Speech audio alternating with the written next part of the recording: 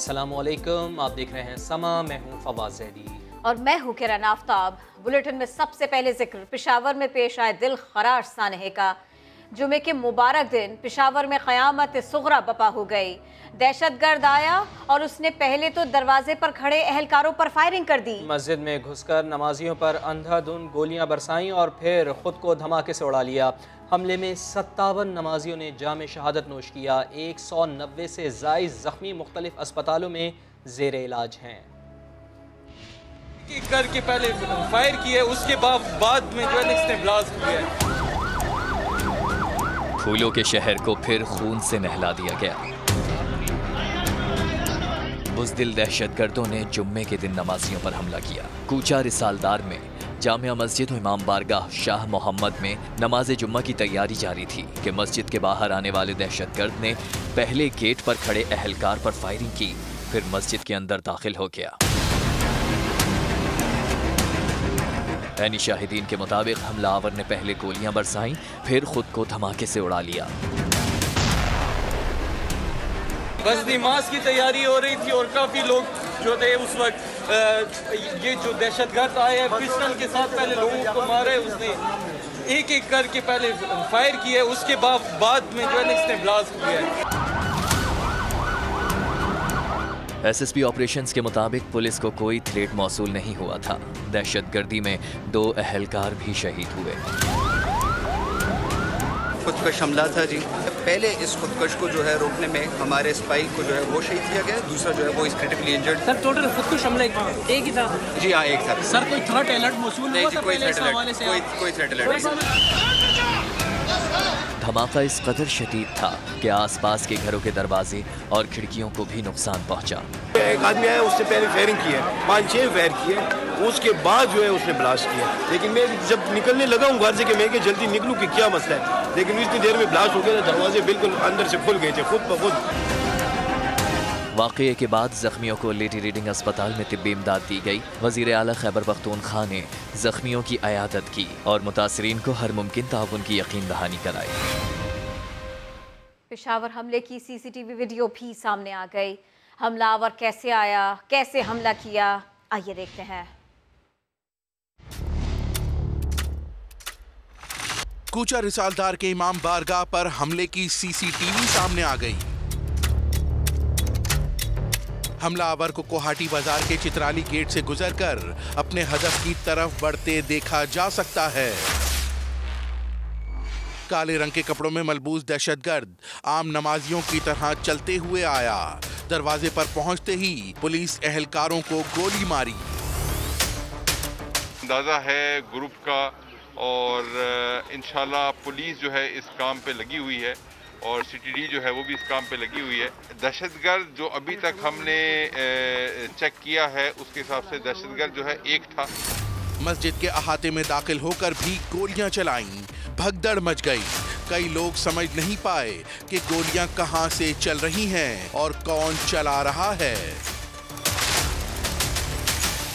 अहाते में दाखिल होकर हमला आवर उस वक्त पहचाना गया जब उसने एक शख्स को गोली मारी और भागता हुआ मस्जिद के अंदर दाखिल हो गया। मस्जिद के बैरूनी दरवाजे पर लगे सीसीटीवी कैमरे में हमला आवर की शक्ल वाज़े तौर पर देखी जा सकती है। जैसे ही दहशतगर्द मस्जिद के हॉल में दाखिल हुआ, उसके चंद ही लम्हों बाद इलाका जोरदार धमाके से गूंज उठा। वज़ीर आज़म इमरान खान ने पेशावर वाक़े की रिपोर्ट तलब कर ली है। वज़ीर दाखिला शेख रशीद अहमद को पाकिस्तान के खिलाफ मुनज़्ज़म साजिश की बू आने लगी है। अपोजिशन लीडर मियाँ शहबाज शरीफ ने अमन ओमान की ख़राब सूरत हाल को लम्हा फ़िक्रिया करार दे दिया। मौलाना फजलुर रहमान बोले, नमाज जुमा के दौरान हमला सफाकियत की बदतरीन मिसाल है। बुज़दिल दहशतगर्दों का अमन पर एक और हमला। वज़ीर आज़म ने पेशावर धमाके के जख्मियों को फौरी तिब्बी इमदाद फराहम करने की हिदायत करते हुए वाक़े की रिपोर्ट तलब कर ली है। शेख रशीद कहते हैं पाकिस्तान के खिलाफ मुनज़्ज़म साजिश रचाई जा रही है। कोई थ्रेट अलर्ट नहीं था और ये सब कुछ एक मुनज़्ज़म साजिश है इस मुल्क को किसी बड़े साने से, बड़े हादसे से गुजारने के लिए। दहशतगर्दी भी है और सेक्टेरियन भी है, दोनों हैं।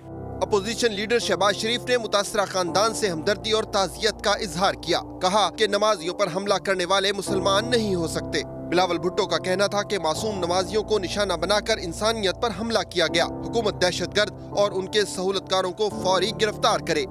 मरियम नवाज ने शहरों में बारूद की बू को परेशान कुन करार दिया। कहा जानों के नजराने देकर कायम किया गया अमन नाअहलों की नजर हो गया। PDM सरबराह ने कहा कि नमाज जुमा के दौरान हमला सफाकियत की बदतरीन मिसाल है। हुकूमत शहरियों को तहफ़्फ़ुज़ फराहम करने के लिए इक़दामात करे।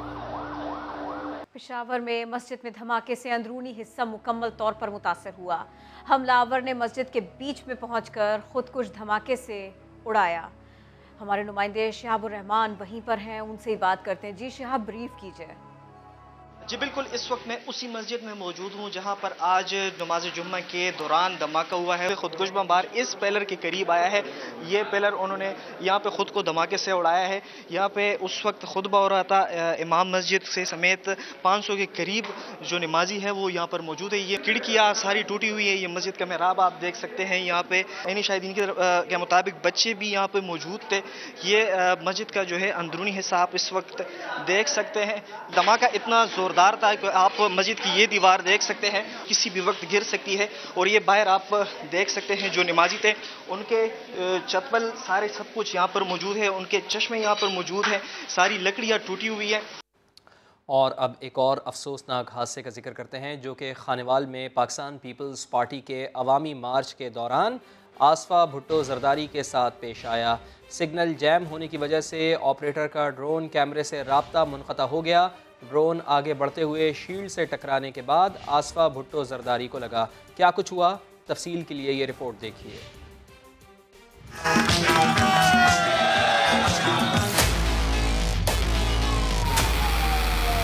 शहर कायद से शुरू होने वाले बिलावल भुट्टो जरदारी के लॉन्ग मार्च की पल पल कवरेज जारी थी। काफिला खानेवाल पहुंचा तो उस वक्त भी ड्रोन कैमरों समेत जदीद टेक्नोलॉजी के जरिए बिलावल का लॉन्ग मार्च नशर हो रहा था।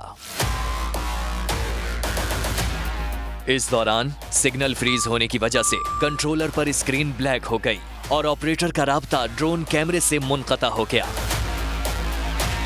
ड्रोन कैमरा बेकाबू हुआ तो आगे बढ़ते हुए स्टेज पर शील्ड से टकराने के बाद बदकिस्मती से आसिफा भुट्टो जरदारी को जा लगा। बिलावल भुट्टो जरदारी ने फौरी अपनी अजरक आसिफा के चेहरे पर बांध दी और उन्हें अस्पताल रवाना किया। वापस आकर बिलावल ने आसिफा की बहादुरी का जिक्र किया। आसिफा बीवी को इधर सर पे लगी तो खून निकल रहा था और ये एम्बुलेंस वाले कह रहे थे कि स्टिचेस की जरूरत है।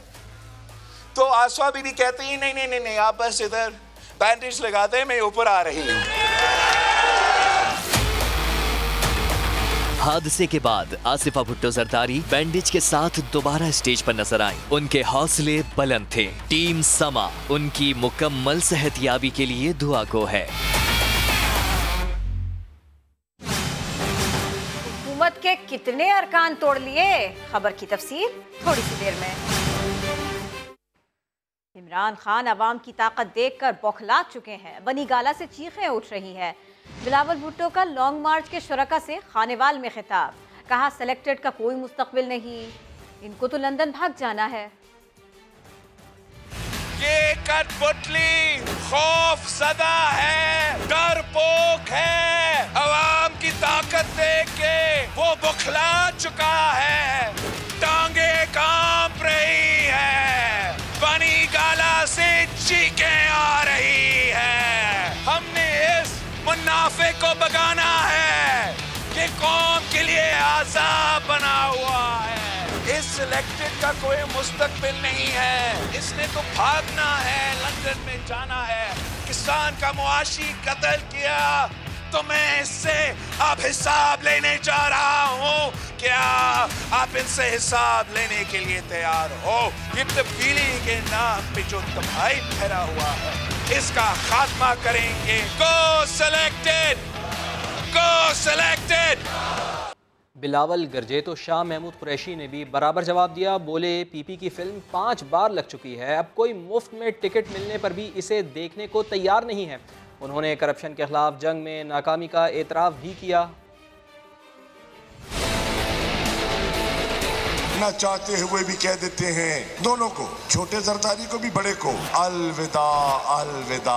आसिफ जरदारी अलविदा अलविदा। बीपी की फिल्म तो 5 दफा लग चुकी है, लोग देख चुके हैं, अब थक गए, नहीं देखना चाहते। अब बुलाते हैं, मुफ्त टिकट के दिखाते हैं, लोग देखना नहीं चाहते।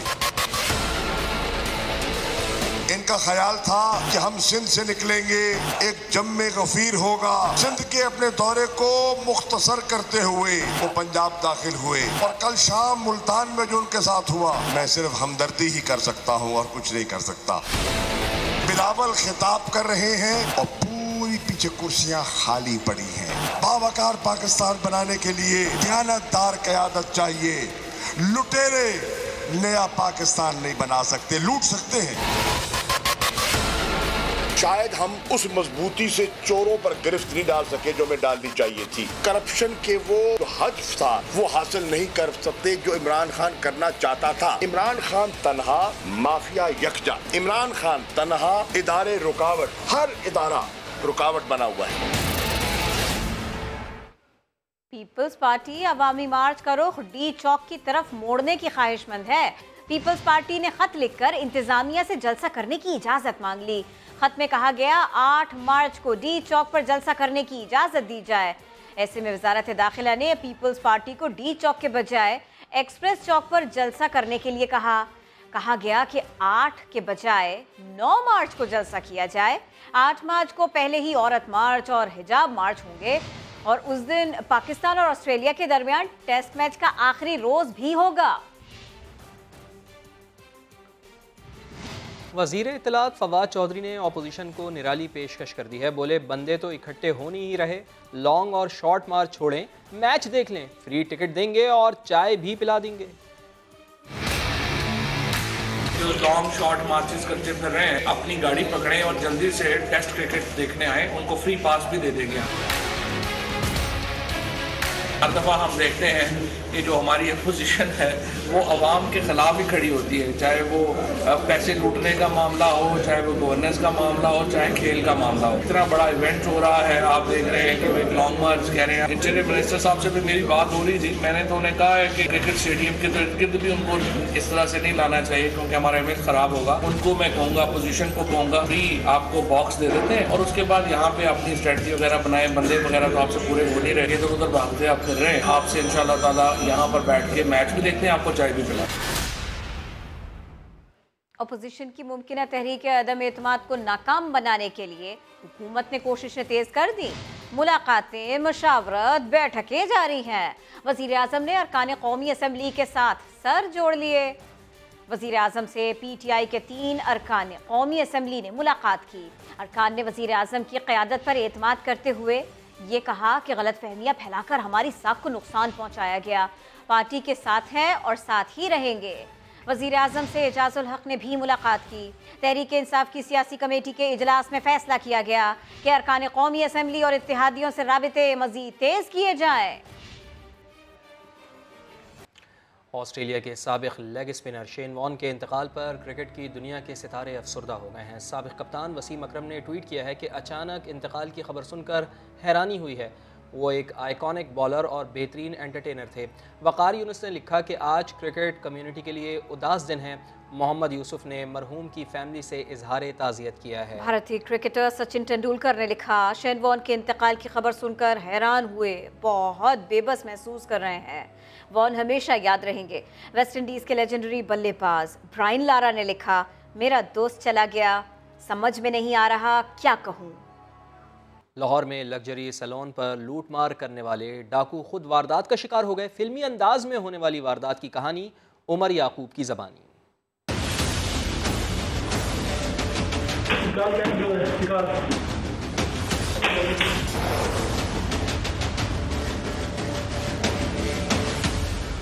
दो नकाबपोश डाकू दाखिल हुए फैसल टाउन के एक सैलून में। एक डाकू ने कैश काउंटर पर मौजूद शख्स को गन पॉइंट पर तशद्दुद का निशाना बनाया और कैश का किया सफाया। दूसरा डाकू सैलून के दीगर अमले से कैश जमा करता है। बड़े डाकू ने अमले पर तशद्दुद के साथ साथ दूसरे डाकू पर भी थप्पड़ों की बारिश की। वजह ये कि महंगी और कीमती चीजें क्यों इकट्ठी नहीं कर रहा। 2 मुसल्लह अफराद आए हैं, जिनमें से एक ने वेपन पकड़ा हुआ था, पिस्टल आते उसने निकाला और तान दिया कि जो है निकाल दें, और गालियां निकालना शुरू हो गए, थप्पड़ मारना शुरू हो गए।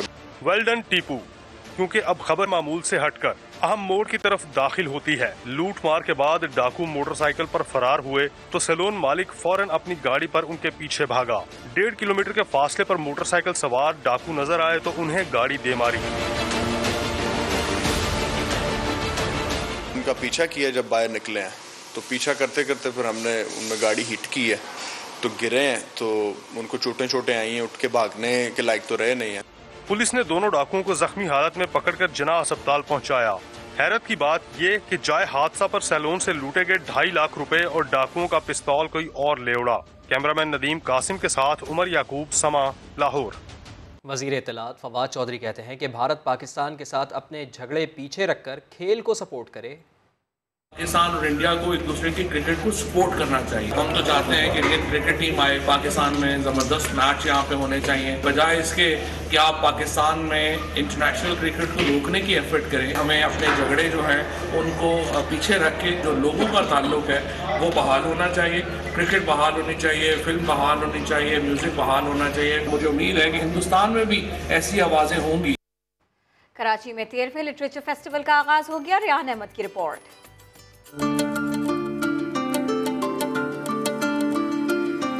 अदब से लगाव रखने वालों का आतिश शौक भड़काने के लिए 13वें कराची लिटरेचर फेस्टिवल का इनेकाद निजी होटल में किया गया है। अदबी मेले में पाकिस्तान समेत दुनिया भर से मुसन्निफीन, शायर, अदीब, सहाफ़ी और फनून लतीफ़ा से वाबस्ता शख्सियात शिरकत कर रही हैं। सदर मुमलिकत आरिफ अलवी ने लिटरेचर फेस्टिवल में बतौर मेहमान ख़ुसूसी शिरकत की और इसे कराची की सकाफती सरगर्मियों और कुतुब बीनी के लिए अहम करार दिया। कराची लिटरेचर फेस्टिवल, जिसके अंदर नौजवानों का और सुनने वालों का और समझने वालों के लिए बड़ी ओपनिंग्स हैं कि दरवाजे खुलते जाएं और हम देखते चले जाएं कि कितने और दरवाजे हमसे छुपे हुए हैं। ये खूबसूरती किताबों से मैसर होती है। फेस्टिवल के शुरका का कहना था कि ये अदबी मेला दुनिया भर में कराची का मस्बत चेहरा पेश करेगा। बेअदबी बढ़ी ना कि आप लोगों ने ये सब अदबी चीज़ें ख़त्म कर दी थी, अब आहिस्ता आहिस्ता शुरू हो रही हैं और ये तो खैर काफ़ी अरसे से है, तो अदब तो यकीनन ज़रूरत शहर है। 3 रोज़ा लिटरेचर फेस्टिवल में सियासत, फन, सकाफत और अदब के हवाले से 60 से जायद फिक्री नशिस्तें होंगी। कैमरामैन कासिम रईस और मोहसिन अली के साथ रेहान अहमद, समा, Karachi. Lahore park view city में 3 रोज़ा फूड फेस्टिवल का आगाज हो गया है। फेस्टिवल के पहले रोज खाने पीने के स्टॉल्स पर रश लगा है। मारूफ सिंगर्स और बैंड्स ने परफॉर्म किया। फेस्टिवल में न सिर्फ पार्क व्यू सिटी के रिहायशी बल्कि जिंदा दिलाने लाहौर को 3 दिन तक खाने पीने और मूसीकी समेत तफरीह के मौके मैसर होंगे। समा फूड फेस्टिवल का मीडिया पार्टनर है। हेडलाइंस होंगी ब्रेक के बाद। देखते रहिए समा।